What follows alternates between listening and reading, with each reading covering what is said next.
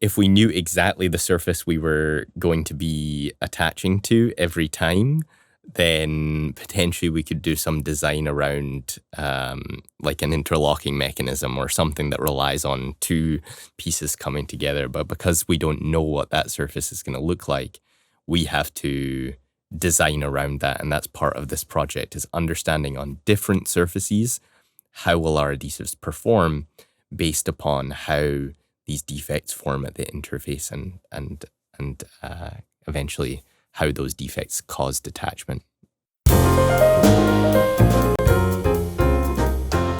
Welcome to Diving into the Discourse, the CSUN Conversations podcast where we talk to faculty and staff about the research and projects and how they impact students in the community. I'm your host, Carmen Ramos Chandler, and with me is mechanical engineering professor Jamie Booth. And today, believe it or not, we're going to talk about geckos.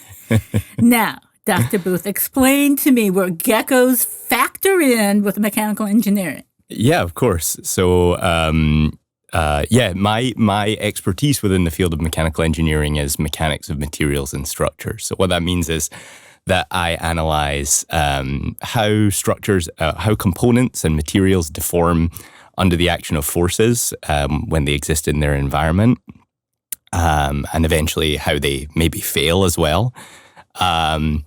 But the field that I apply that expertise to is bio-inspired materials. So we look to nature for inspiration on how to create new engineering materials. Nature's had a lot more time than us to dream up engineering solutions. So while we've just had a few hundred years since the Industrial Revolution, nature's had hundreds of millions of years to come up with really intricate and elegant solutions to engineering problems. And that's what we try to study. We study the mechanisms that exist in natural systems to try to create new engineering materials that maybe solve a problem that we haven't had a traditional mechanism to solve in the past. I will confess, as a kid, I did spend time outside a lot. And lizards and geckos fascinated me because they could go anywhere. I mean, I to this day, you can see them, and they're on a glass window, they're on a screen, they're on a slick surface, slicker than glass. And why I can understand. I mean, as a child, you wondered, how the heck do they do it? Is that what you're looking at? Well, we build on a lot of great work by biologists, so a lot of that is actually well understood. It's a fairly mature field. People have been studying this problem for about 20 years now. But fundamentally, you're right that the amazing thing about geckos is their ability to climb on almost any surface, on walls and on ceilings, and not just that, but actually the speed at which they do it. And that's a key part of where the engineering relevance comes in, because we're not just interested in the fact that they can stick. It's actually really easy to make things stick together. It's much, much harder to then separate them again and do it in a way that can be done maybe over tens of thousands of cycles. So the beauty of the gecko, the ability of the gecko, is to detach easily when it needs to, basically. So it's able to strongly attach, but then you don't see geckos standing there heaving their hand off of a wall trying to take a step forward. They wouldn't be running very quickly if they were. And so it's the ability to detach easily that's part of the engineering relevance, because the kind of applications that we look at for potential engineering mimics of the gecko's toe pad are things like industrial automation. So where you have components on an assembly line and you need to reliably pick them up, place them down in a different location, and do that hundreds of thousands of times over the course of even just a single day. Or even on skin, things like being able to attach a bandage to skin in a way that's robust and reliable, but then detach easily without pain. And that's kind of the engineering relevance of trying to do what the gecko does. I can see a bunch of 6, 5, 4, 3-year-olds praying you move faster to the bandage. But this idea of of that rapid detachment, that has applications not just for Spider-Man and the movies. It's got real-world applications beyond the bandage, doesn't it? Yeah, exactly. And I think that's in the field of biomimicry. I think a lot of the time people, the first thing that they try to do when studying a natural system is to do exactly what the natural system does. So a lot of the early efforts in this field were exactly as you say on can we make gloves for humans to climb, or can we make climbing robots and things like that. But as the field matures, you start to realize where the same principles can be exploited, but in a new application area. And that's where some of the relevance to things like industrial automation and biomedical applications started to come in, I guess. That sounds, I mean, I can think the biomedical when it comes to surgery, particularly surgery inside the body, which is so precarious as it is now. But if you could use biomedical robots or something like that when you're inside the body doing something serious, and then have something that's easy, that when you're done with the incision, that could be transformative.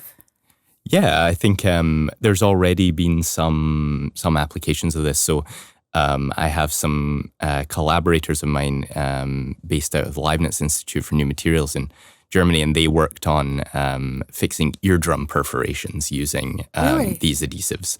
So there definitely are biomedical applications that are really interesting and exciting for sure. That's not so much of the realm of what we work on. We study more of the mechanics, but definitely collaborations with folks in the biomedical field are going to be important in the future. For the mechanical engineering part, I'm thinking of the recent collapse of the bridge in the East Coast, Baltimore. Yeah. And they've lost a major transport area. But I could see how if this research progresses enough, the engineers could construct something that could be temporary, that could facilitate the needs of the traffic while a permanent structure is built using this technology.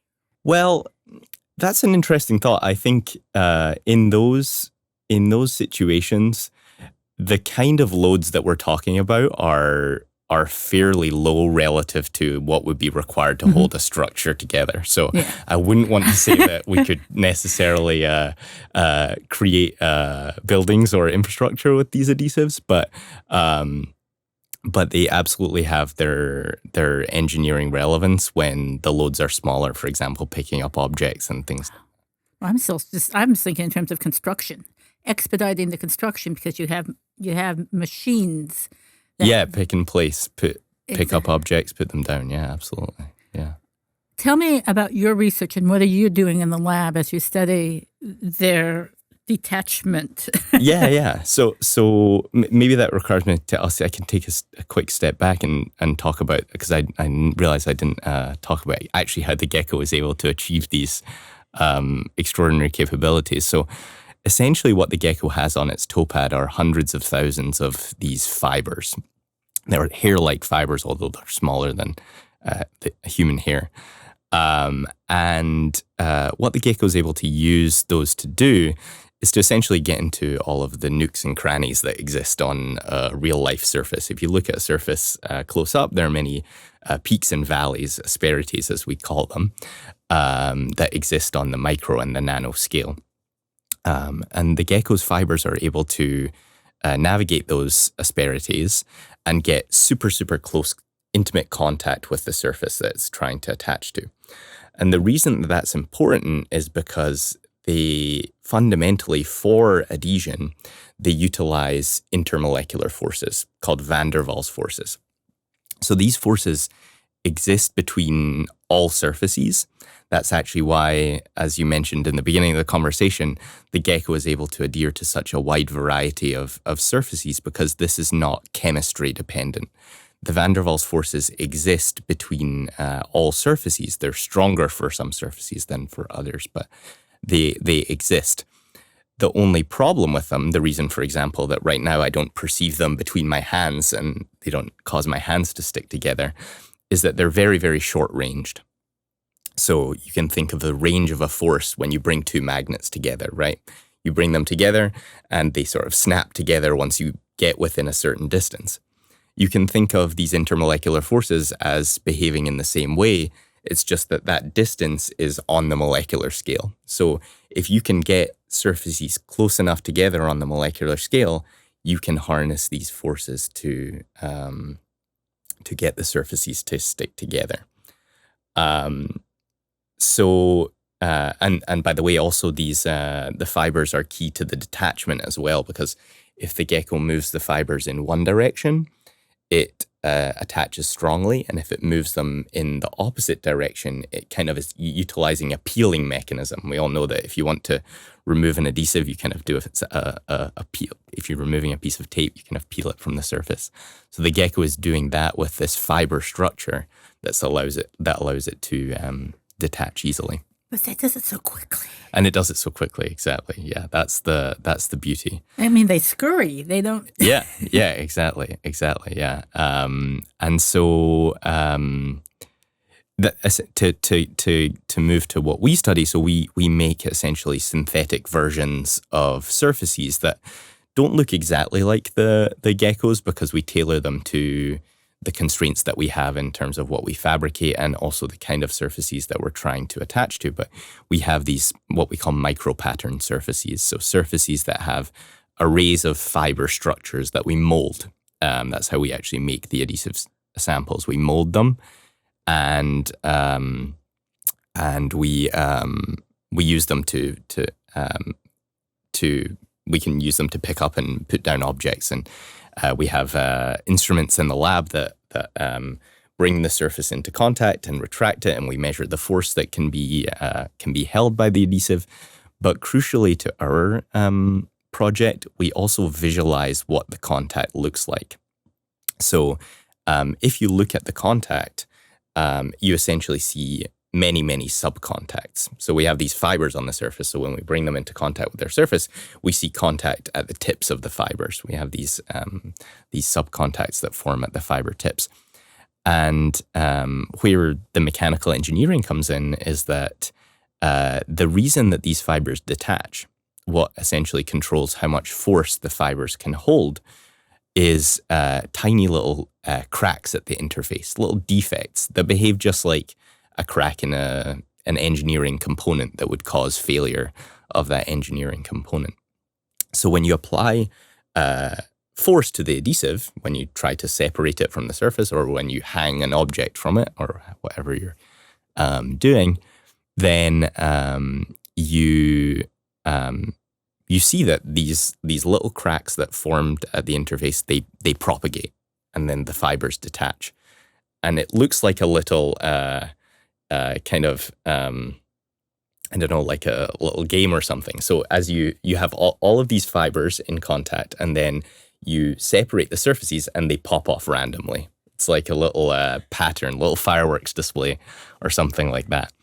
And that's really at the heart of this National Science Foundation grant that we have to study these adhesives, is to study what causes that behavior. So what causes the formation of these defects, and then once the defects are there, how do the defects control the strength of the adhesive, how much load that the adhesive can support. And that's the specific niche that we are trying to investigate with this work. It seems to me those defects are so random, but they must not be to be effective. Yeah, I mean, so that's the randomness is exactly the interesting part. So essentially, as I mentioned earlier, when you have two surfaces, they have sort of these peaks and valleys, this roughness, this asperities. And so as you bring them together, sometimes a peak hits a valley, or sometimes a peak hits a peak. And that essentially controls how the defects form within the interface, the regions where the interface is together versus not. And that the region where the interface is not together is what we call a defect, so to speak. And And so that's essentially, what we're studying, that defect formation process and then the detachment by the propagation of those defects. Wow, I'm just trying to figure out. You're right, because it's not like they were made, at this point we're talking the gecko and the surface were not made to match. Right. It wasn't like they were intended like a Lego to plug into one another. Right, exactly. So it's that dissimilarness that causes the defect that allows them to pull away. Wow. I can see that. Wow. Yeah. How are you using computers? Are you simulate? I mean, are you? Is it all computer simulation? It's real world simulation? No. So that's a great question. We have essentially a problem like this always requires a variety of approaches, and also I'm more of a theory modeling and simulation type person by training. But I never like to just publish a paper with only the results of simulations and no real-world experiments. So everything that we do in the lab has some experimental component to it. So we're doing both. We're making these adhesive samples, we're testing them, we're visualizing the contact, seeing how these little defects are propagating through the interface. And at the same time, we're simulating that process in various ways. So we have some of my students work on the simulation of the defect formation, bringing two rough surfaces together. How does the contact form? Some of my students work on computer generating distributions of defects and studying which one would essentially win out to cause detachment, which one is the most damaging to the overall behavior. I have students working on simulations where we actually study how the fibers deform and detach from the surface. So we're really doing a variety of, approaching the problem from a variety of directions. In the end, hopefully, to end up with a full picture of understanding how this phenomena emerges, I guess. Have you learned it? I know it's only been months, not years and years, but have you learned anything yet, or are you building, we're going to keep pursuing this direction because it looks promising? Yeah, so I mean, there's a few things. So we have, we've basically been studying where defects are most damaging. So it turns out that because our fibers, they have quite an intricate geometry. We call them mushroom shaped because they have this kind of mushroom cap on the end. It looks a little bit like a suction cup, although it's actually not using suction to attach. But turns out that when you have a defect in the interface at the edge, that's very different from a defect that's slightly closer to the center, different from a defect that's right at the center. And so what my students have been working on is kind of mapping out how the strength of the fiber, the strength of attachment, the adhesion, changes as the defect changes size and position within the interface. And we've been able to, or we're starting to be able to use that data to understand how our samples behave in experiment. Because what we can do is actually, when contact forms, we can visualize what the defects look like in experiment. And with our simulations, we know, okay, if a defect is here, it will cause the fiber to have this strength. If a defect is here, it will cause it to have that strength. And so we can actually use the data from modeling to interpret the strength of the adhesive that we observe when we actually do the experiments. So that's been very exciting. I'm trying to visualize this. So I should have brought a sample for you to play with. I realized that was a terrible... I know. We'd be stuck. Does it sound like Velcro? When our conversation wouldn't continue. You'd just be playing with your adhesive. So, is it like Velcro when it separates? That's funny you say that. It does make a very satisfying sound as all of the little fibers pop off. So I always tell my students, or I tell people when they come into the lab, okay, ignore the little tearing sound that you hear every few seconds. Because sometimes we do a test where we do maybe like thousands of cycles, so attach and detach thousands of times repetitively. And if you're sort of in the lab, you can just hear like a little every time the adhesive separates. So I always tell people in the lab, don't be alarmed if you hear this odd sound coming from the corner. It's just our adhesive separating. So it does sound a little bit like that. At the same time, I'm trying to visualize it because the defects are random. Now the mic can get mad at me. In different places, and these mushroom hair things. I keep thinking of the tiny, the microscopic hair on the gecko, and then they land in, I guess it's the placement. They may land in the center or the side or the edge, depending on where the defect actually happens. Yeah, so if you think of the mushroom tip as where the contact forms. So you have this sort of like thing that actually kind of look like the moon when we visualize them. And then you have all these, if you think of like the craters on the moon as these little circular randomized objects, those are like our little defects. So we have an overall contact forming and then a kind of distribution of size and position of these flaws in the contact, basically, that we then study. So it literally is randomness of where that paw foot of the gecko lands, or with you, it's not like there's a scientifically studied, we need to match things up, because that's not how. No, it would be great if we knew exactly the surface we were going to be attaching to every time.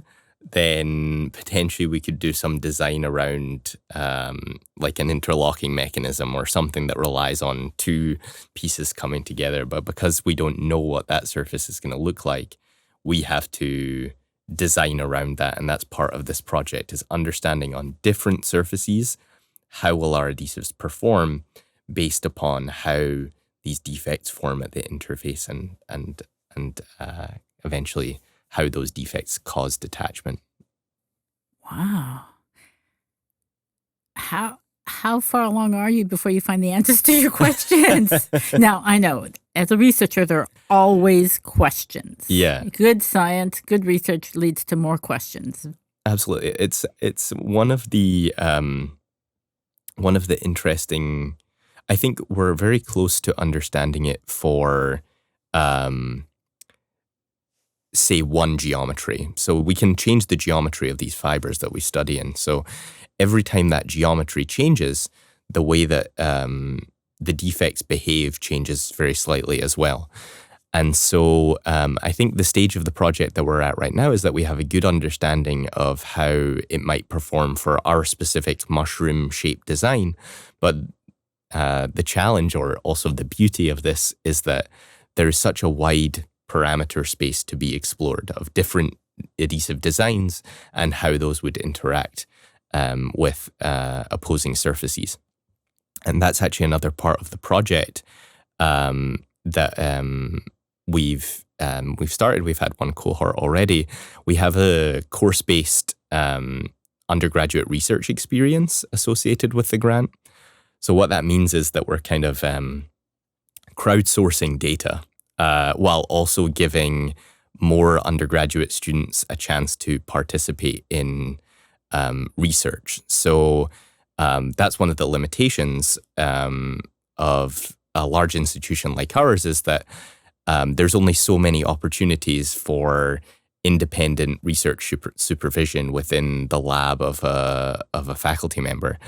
And so one of the areas that I think about in my work is how to expand those opportunities to more undergraduate students, because we know the tremendous benefits that can come from things like retention, and from a perspective of retention and other positive outcomes when students participate in research. So we created a project where in one of our core mechanical engineering classes at the junior year, they're actually doing a research project, but not a toy project. They're really contributing data to our National Science Foundation sponsored effort by performing simulations on different fiber geometries.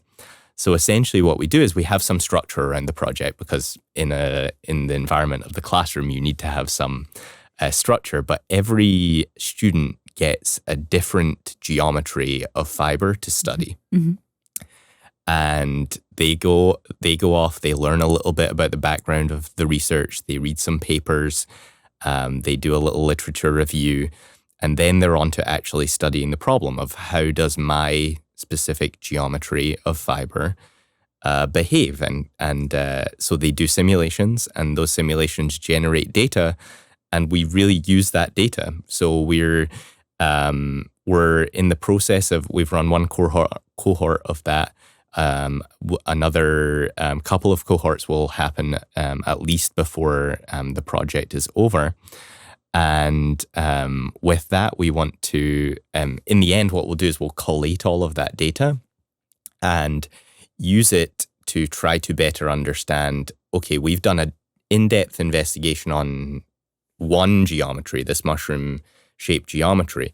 But going outside of that, now we have all of this simulation data from this class project that we can bring together to potentially get a deeper understanding of how the system behaves overall, or how these principles behave overall. Now, you're looking at the mushroom shape. Are there other geometrical shapes you're looking at besides the mushroom? Yeah, not just geometrical shapes, but also you can play around with material properties too. So sometimes you can actually have a thin layer of a different material, or you can even change the shape of a different layer of material. So there's many different, I guess you would say, parameters to play with. So in experiment, we just look at the mushroom shape right now, but in simulation, as I mentioned, in this course-based project, we're looking much outside of that to because potentially geometries that we have not experimented with in the lab may prove in simulation to be more successful, more robust against these defects, better performing on various surfaces than the ones that we have studied in the lab. And that's the hope of the course-based aspect of that, is to have a broader data set that will allow us to understand that. Do the students realize in that cohort they may actually be the ones to find the answer? Well, that's exciting. I hope so. I think they're sort of skeptical at first. They're like, oh, this is part of a research project. Like, I'm kind of not forced to be involved with it, but it's part of this project that I have to do for the class. But I think they very quickly are intrigued by it and think it's a fun application. Ultimately, we're still using the same techniques as they're learning in the class. Anyway, that's the technical content of the class. And so I think in the end, they realize it's a fun application of that. And I always tell them, this could turn into a paper. This could be, your name could be on a paper at the end of this project, based upon this crowdsourcing of data. And so I think that's always an exciting prospect for them, that they can kind of contribute to this effort.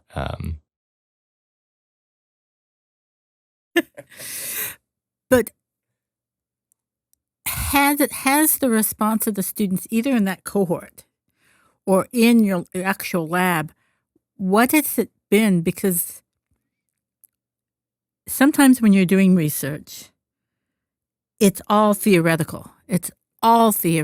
And you kind of think about how it can be applied, but even in that instance, it's something very nebulous and very complicated, and we may not it may take 2 or 3 generations before we see any fruition of our research. But this seems within their grasp. Well, yeah, I mean, that's it's always an easier sell to talking about, for example, when I introduce the project in class, when I can pass around my little demo specimen and students can use it to, it can basically hold a phone is about like the little patches that we create. They're good to pick up and place down a phone. So students really? can put their phone down on the desk. They can kind of place it down, and then they do. So how our fibers work is a little bit different to the geckos. So actually, what we do to detach is we apply a downward compressive force. So you can kind of bring the surface down gently. It's in what we would call the pick operation. So you can pick up your phone and then you place it down and you press down hard on the surface, and the little fibers, they buckle under the weight of that compressive force. And when they buckle, you can actually peel them off easily. So basically, you press down and the sample just pops right off. Wow. And so I'm able to pass this sample around to students, and that immediately gets their attention, right? So that then they've seen it work in real life. They know that it's something tangible and interesting to them, and that makes it a way easier sell. I've had situations where I haven't had demos on hand, and I think students kind of think it's this tenuous thing. But when you can really like demonstrate how this works, it makes it a lot easier of a sell to say to a student, okay, now go and work on computer simulations You're for a while. Make it better because you're on the computer. Yeah, exactly. Okay, nerd question. Are you picking up on the glass surface or the back of the phone? Well, that's a great question. So that's part of why this project is important. So right now, our adhesives work really well on smooth surfaces. So on the glass surface, it's actually works really well. If you turn it around, and most phone cases, I think for gripping purposes, have some roughness to them, then the capacity that the adhesive can pick up goes way, way down. And that's all because you have more defects at the interface now because of that surface roughness. So somewhat counterintuitively, you might think a smoother surface is harder to attach to. I think that intuition comes more from friction, because you think that a smooth surface has less friction. And that's true, but we're not actually using friction in our adhesives. And so it's all about getting that close contact to utilize those intermolecular forces. And so that can happen more easily on smooth surfaces than on rough surfaces. And that's because we get on rough surfaces these defects, these big regions where the interface is separated, and that's going to cause early detachment. So on the rough surfaces, you have more defects. Yeah, more defects. And they're also bigger. Exactly and right. If your mushrooms, I'm going to call them. Call them mushrooms. Yeah. If they only have one size, so to speak, they're not magical where they can expand to fit and accommodate to their. No, because they're manufactured. Exactly. I can see that. I can actually see why that would be harder, because they can't expand to fill that hole the way on the smooth surface of a glass, which also has defects, but they're fewer and smaller. Yeah. And another thing that's important is how hard you push when you bring the two together, because you can, to a certain extent, close up some of those defects by essentially pressing harder as you bring the two surfaces together. But that only works to a certain extent. And that's one of the things we're also trying to study, is as a function of how hard I press when I bring the two surfaces together, how do the defects change, essentially? So, yeah. That makes sense, because if you're using your material, the one you're building on, every human has different pressure. Right. I'm not going to press down as hard as you do. Yeah. And let's just say this has gone to the level where it's in the commercial use. There's no guarantee the same amount of pressure can be applied per individual. Yeah. Robots are much better at that, but humans, hard to control. But I can see that, and you want to have more than one application. Yeah, potentially for this. I mean, if you go into the biomedical field, you really need to have that variety of pressure, so to speak, because different parts of the body can withstand different parts of pressure. And also the design of the adhesive may be very different depending on the application too. And that's part of why we explore so many different designs, is because certain designs may perform better on certain roughnesses of surface, or certain compliances of surface is also a big part of it. So glass is a very hard surface, skin is a very soft surface. So and it's malleable. You push up against it. It can. You stretch it. It changes. Exactly. texture. Exactly. Yeah. Wow.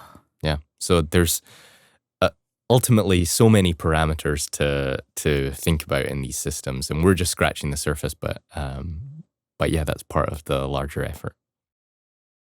Thank you for joining us for diving into the discourse. You can watch and listen to more of our podcasts on the CSUN Conversations website and become part of the CSUN Conversations community.